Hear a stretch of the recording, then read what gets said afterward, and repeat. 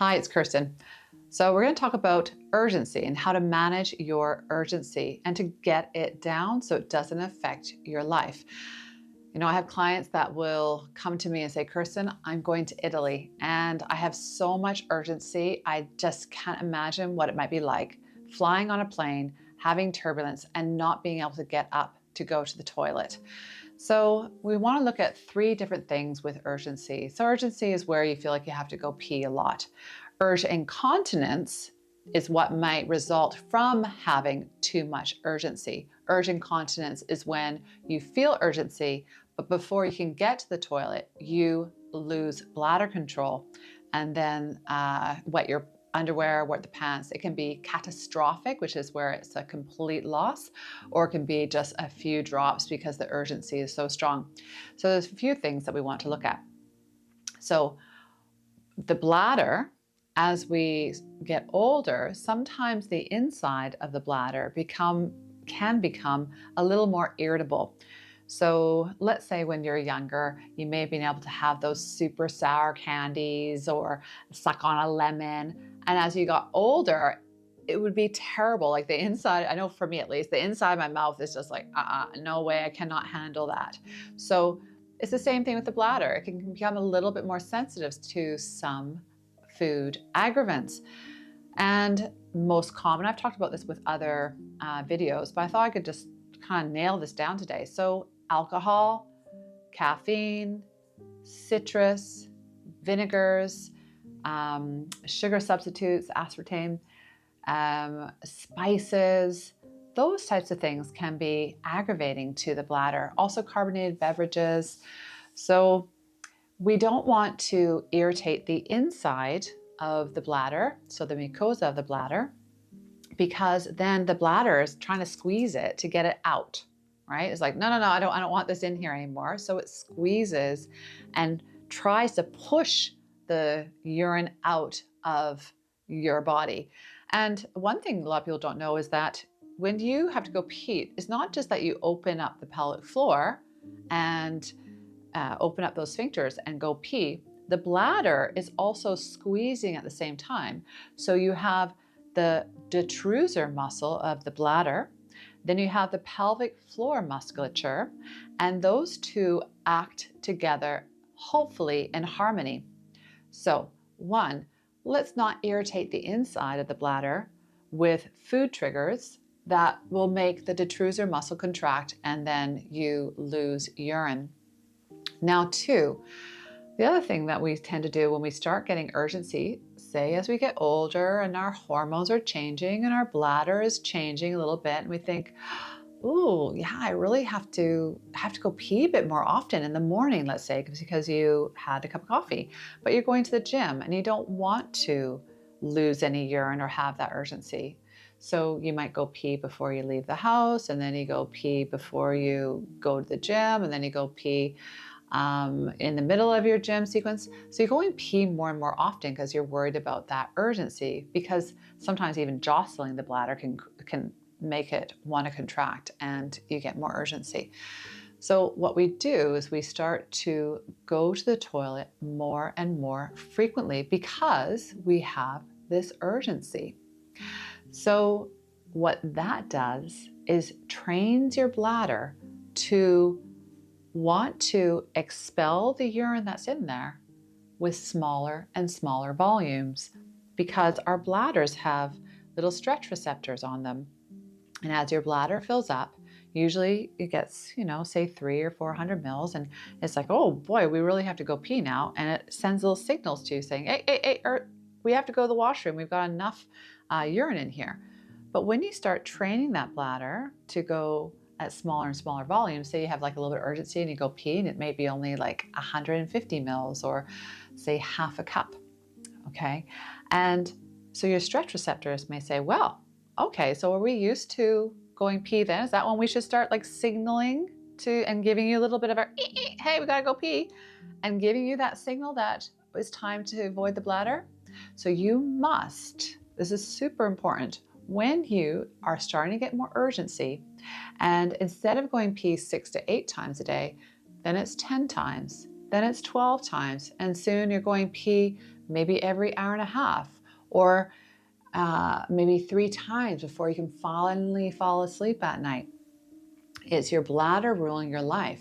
So your bladder is giving you these little squeezes and these strong urges to go to the toilet because you started to train it to go with smaller and smaller volumes.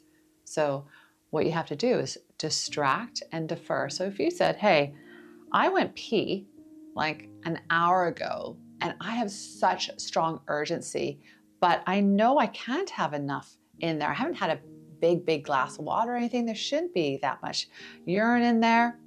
So you can distract yourself. Say, if I can wait just 5 more minutes, just 3 more minutes, and just see whether that urgency, because usually it goes up and you're like, oh my God, I got so much urgency. Oh, and then it's like, oh, okay, it's tapering off a little bit. I feel like I can last for another minute or two.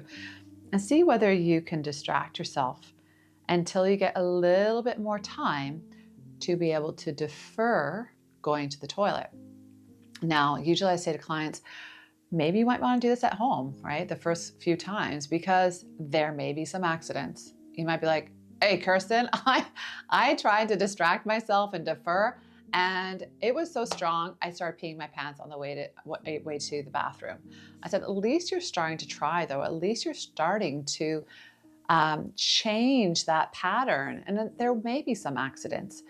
But the great thing is, urge incontinence, these bladder habits, can change you so quickly. As in 1 week of really working on this, you can change so they don't have so much urgency. It really does work quite fast. So that's number 2, right? So we have, let's think about whether, like for myself, who I love, I was a 4-cup of coffee girl. I love my coffee. And I know people say, oh, coffee is the devil or whatever, but I just love my coffee. It tastes good and I enjoy it.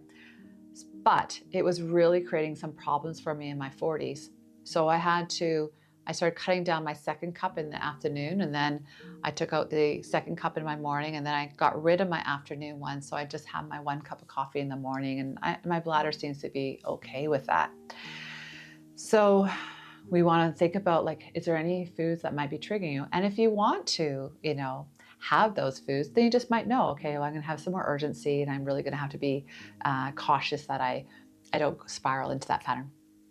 So, and then the other one, like I said, is not listening to this bladder scream at you, telling you, I gotta go, and just see whether you can ride those waves of urgency until it gets to the point where, you know what, like literally I'm holding myself here, I'm crossing my legs, I'm squeezing, and I'm just about to lose it. And then, okay, fine, go to the washroom and see whether you can have a nice full void. And urgency is something that is supposed to happen. Like, we're supposed to have urgency. It's telling us when the bladder is full, but it's not supposed to tell us that the bladder is full when we only have 100 mils in there, or 150 mils in there, or 200 mils in there. People say, I have a small bladder. I've always had a small bladder. I'm like, well, no. I haven't really met anyone that's had a bladder that can only hold 100 mils, okay? Or a 1/4 cup.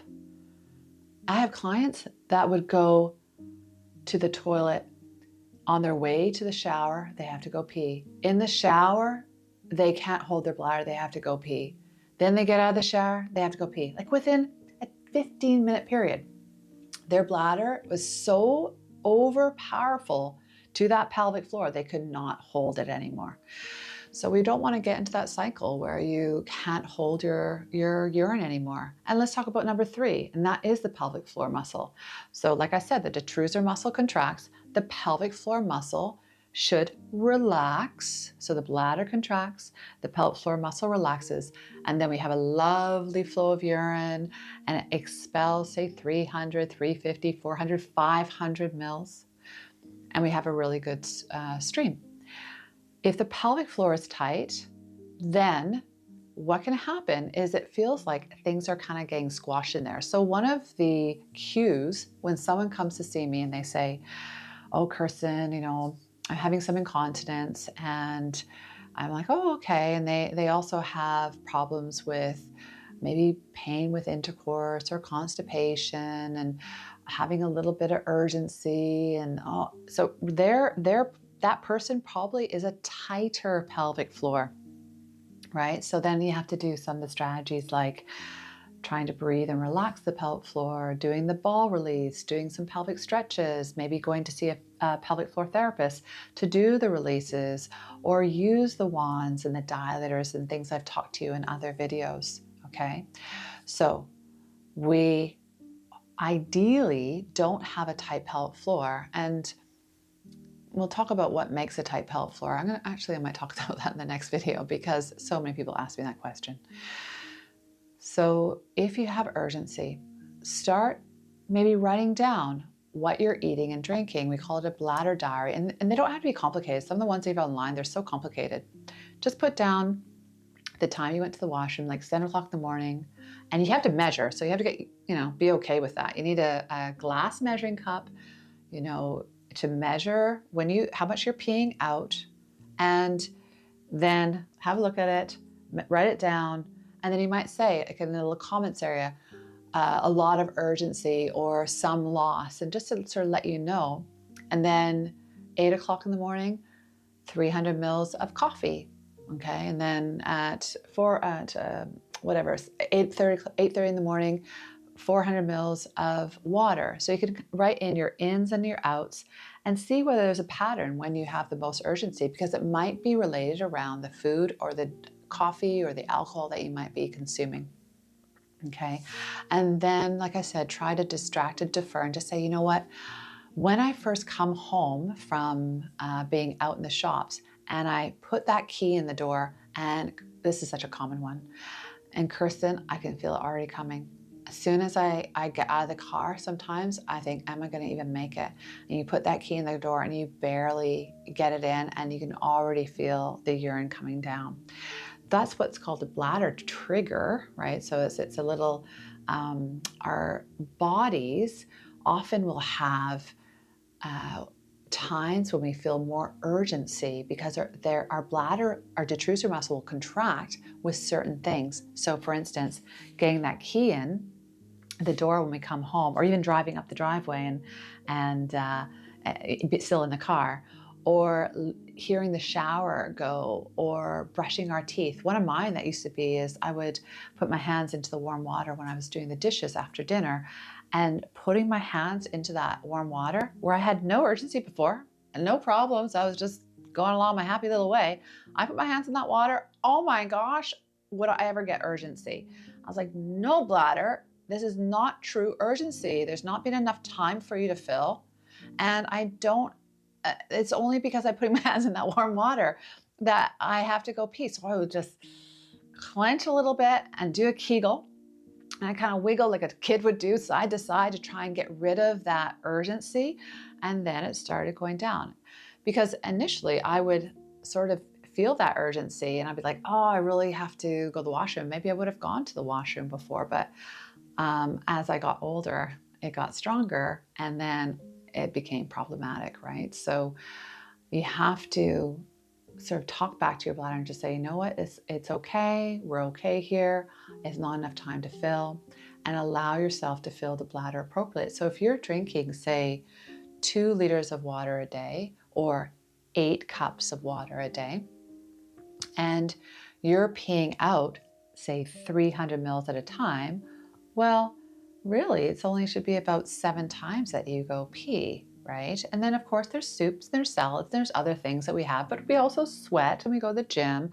So you kind of want to start building up the strength of your bladder control, especially as we get older, because it tends to get worse usually, right? We tend to have to run to the washroom a little bit more often than we did when we were younger. So think about what you've been eating. Try to distract and defer. Think about maybe trying to relax your pelvic floor. And if you have things like constipation or pain with intercourse or tailbone pain, maybe you have a tight pelvic floor.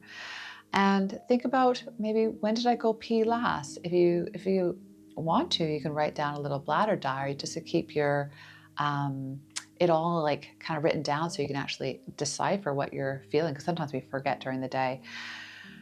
And Ideally we're going 6 to 8 times in a day, 0 to 1 times at night. That's in a 24-hour period, by the way, 6 to 8 times.